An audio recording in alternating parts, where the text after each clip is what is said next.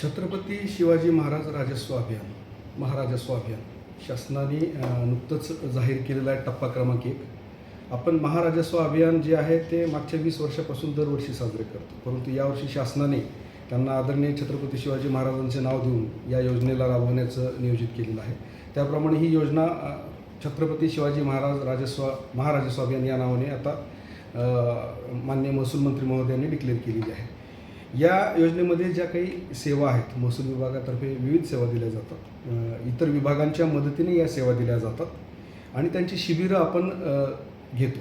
या सेवा ग्रामस्थांना, नागरिकांना, महिलांना, विद्यार्थ्यांना, शेतकऱ्यांना या सेवा मिळाव्यात, त्यांच्या गावी, त्यांच्या दारामध्ये या सेवा मिळाव्यात यासाठी शासन नेहमी प्रयत्न करत असतं.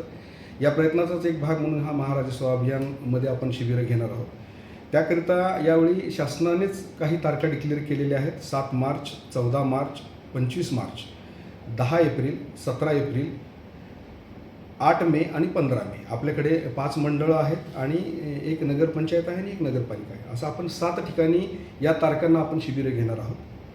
मंडळाच्या ठिकाणी आपण ही शिबिरं नेहमीच घेतो, यावेळी आपण घेणार आहोत, परंतु यावेळेसचं वेगळेपण म्हणजे यावेळेस ते व्यापक स्वरूपात आहे आणि अतिशय थरोली हे शिबिर आपल्याला करायचं आहे. या ठिकाणी आपल्याला जे काही शिबिर घ्यायचं आहे त्यामध्ये ज्या काही महसूल विभागाच्या 15 सेवा आहेत किंवा इतर विभागांच्याही काही सेवा आहेत, त्या इतर विभागाच्या मदतीने आपण या सेवा देणार आहोत.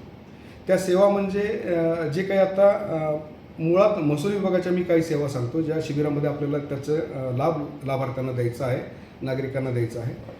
जे काही प्रलंबित फेरफार आहेत ते प्रलंबित फेरफारांचा निपटारा करून आपल्याला ते सातबारे जे अद्ययावत स्वरूपात आहेत ते उपलब्ध करून द्यायचे आहेत. सातबाऱ्यामधील चुकांची दुरुस्ती जी आहे ती तात्काळ करून ते सातबारे त्यांना डिजिटल स्वरूपात उपलब्ध करून द्यायचे आहेत. डिजिटल सातबारे हे एक नवीन शासनाने जे काही त्यात नागरिकांचं जे प्रबोधन करायला सांगितलं आहे की डिजिटल स्वाक्षरीचे सातबारे जे असतात त्याच्यासाठी प्रत्यक्ष स्वाक्षरीची म्हणजे फिजिकल स्वाक्षरीची गरज नाही, त्याकरिता तलाठ्याकडे जाण्याची गरज नाही, याचंही प्रबोधन आपल्याला करायचं आहे. 8चं जे काही अद्ययावत केलेले हे आहे तेही नागरिकांना, आपल्याला शेतकऱ्यांना वाटप करायचं आहे.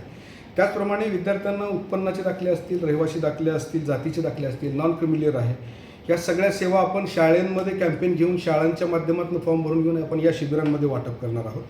नुकतेच शासनाने अकृषिक तरतुदींबाबत काही सुधारणा केलेली आहे, ज्यामध्ये कलम 42 महाराष्ट्र जमीन महसूल संहिता अधिनियममधलं कलम 42 ते 47 जे आहे ते रद्द केलेलं आहे.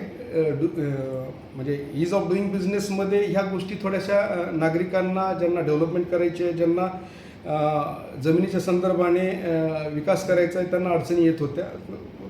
डेव्हलपमेंट अथॉरिटी असेल, नंतर महसूल विभाग असेल, यांच्याकडे कायम फेरे मारायला लागायचे, त्यामध्ये वेळेचा अपव्यय व्हायचा. त्याकरिता ही कलमच आता शासनाने रद्द केलेली आहे. त्याबद्दलही जनजागृती करायची, म्हणजे की थोडक्यात काय की यामध्ये आता येण्याची आवश्यकता नाही आहे हे लोकांना सांगायचं आहे. सनद लागणार नाही हे पण लोकांना सांगायचं आहे.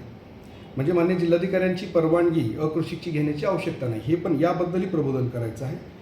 त्याचप्रमाणे आम्ही नेहमीच म्हणतो की बाबा जन्मापासून मृत्यूपर्यंत, विधवेपासून वृद्धेपर्यंत आणि अपंगापासून अनाथापर्यंत ह्या सगळ्या जे काही आहे या सगळ्यांना आपण सामाजिक अर्थसहाय्य, जे काही संजय गांधी योजना असेल, श्रावणबाळ योजना असेल आणि विविध योजना आहेत, यांच्या माध्यमातून आपण मदत करत असतो. यांचे लाभ आपण दर ह्याच्यामध्ये मंजूर करतो. ते या शिबिरामध्ये प्राधान्यानं असे घटक शोधून त्यांना आपल्याला मदत करायची आहे.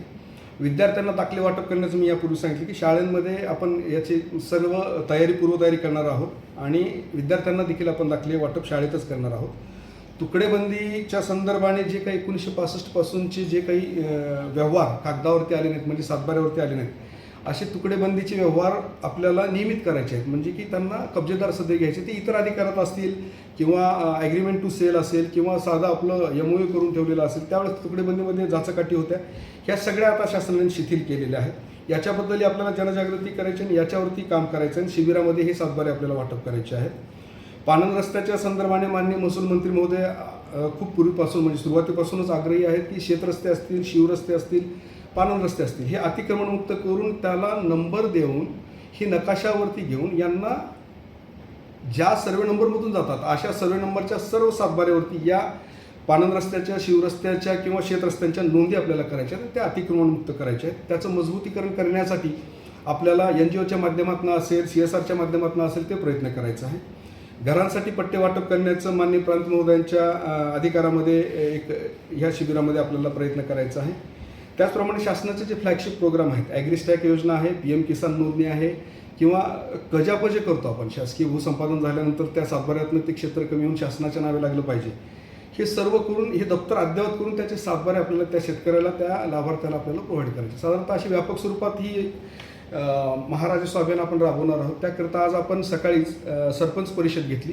या सरपंच परिषदेतला तालुक्यातले सर्व अधिकारी, सर्व सरपंच, सर्व तलाठी, सर्व मंडळाधिकारी, सर्व ग्रामसेवक आणि पदाधिकारी, इव्हन नगराध्यक्ष, नगरपंचायतची CO या सर्वांना आपण बोलवलं होतं. या सर्वांच्या उपस्थितीमध्ये आज मिटिंग पार पाडली.